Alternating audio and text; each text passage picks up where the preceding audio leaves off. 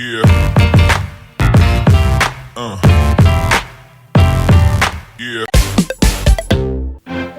Hey everybody, it's that time of year where you might have a race coming up, or an event, or whatever you want to call it. You're doing bigger and better things, and we want to get you set for the start line. So, this is Blue Ox Running's top 10 tips to get you going for your upcoming race week. Take it away, Alicia. Meteorologist Alicia Condit here with Blue Ox Running, and I'm here to tell you how you should prepare for weather on your race day. So let's say it's super hot, you maybe want to have sunglasses in your back pocket or even ready to douse yourself with some water. If it's rainy, raincoat, cold, extra layers, but just know that it's really important to check the conditions before your race. Alrighty, so let's talk about another tip for training. So now leading into race day, a week or two before your big race, you may want to incorporate a taper into your training. At this point, you've already done your long, hard miles, all your hard workouts, and so now a week or two before, you can start doing some lower mileage, some easier tune-up workouts. So this may look like doing approximately 20 to 30% less of your highest mileage each week. So an example of that is if your highest mileage week was 50 miles, then you may cut down to around 35 miles at that first week and then around 20 miles for that second week. So yeah, doing this will just kind of help you feel refreshed and recovered and feeling good for that race day. Okay, another tip that I think is super important is proper hydration. Our bodies are mostly comprised of water when you really get down to it, so it makes properly hydrating, especially on race week, all the more important. You want to make sure in those last 48 to 24 hours you're really dialing your hydration in, everything's operating smoothly. You're probably peeing a lot more, but that's a good thing. So come race day, when you're running, you're not going to hit that wall, you're going to be properly hydrated and good to go.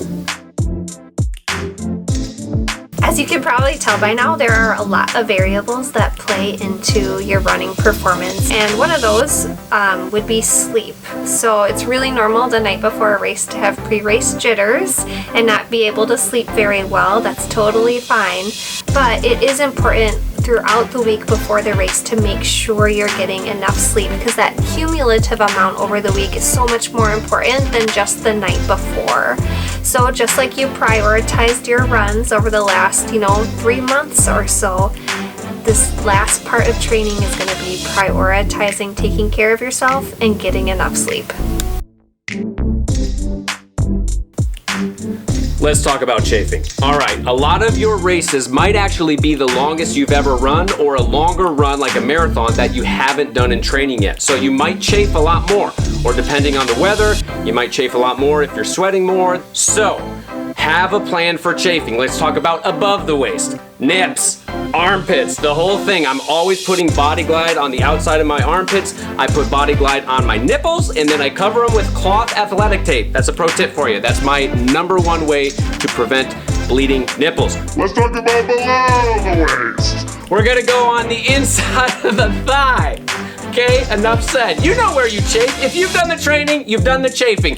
Put extra Body Glide there before your race, and then my secret weapon for blisters on my feet, Body Glide on the toes, and then my favorite sock. Practice with it, hopefully before that race day, and you will be set.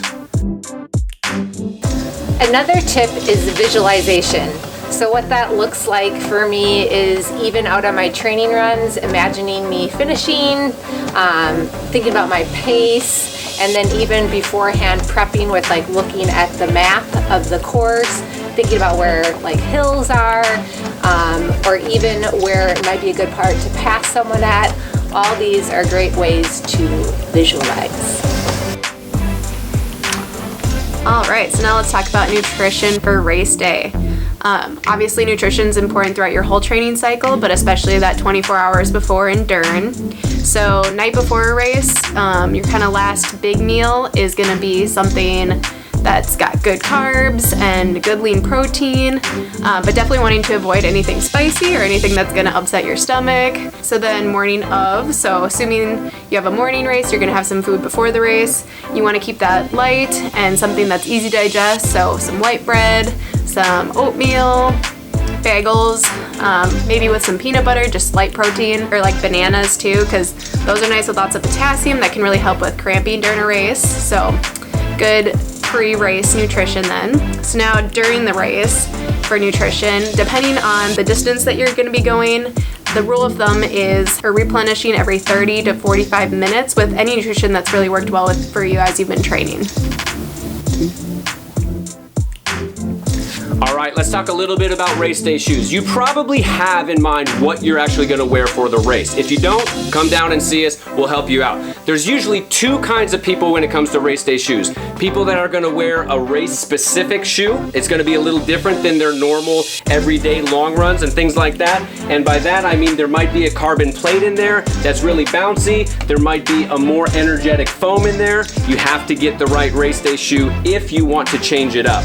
So do some workouts and do some miles in it before you get to race day, and you'll be a lot more broken in and be set, avoiding blisters. The second type of runner might wear their same exact pair of shoes through their training and on race day. They're not really gonna change the type of shoe. They're gonna be in their favorite shoe and they've been using it a lot in training. That's great.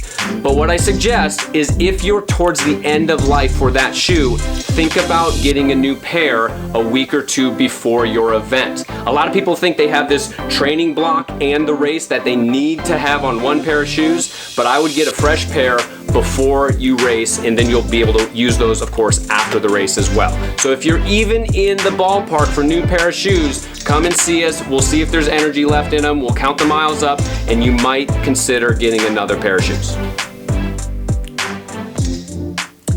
So something I've done over the years is the night before a race, I make sure I get my entire race outfit ready.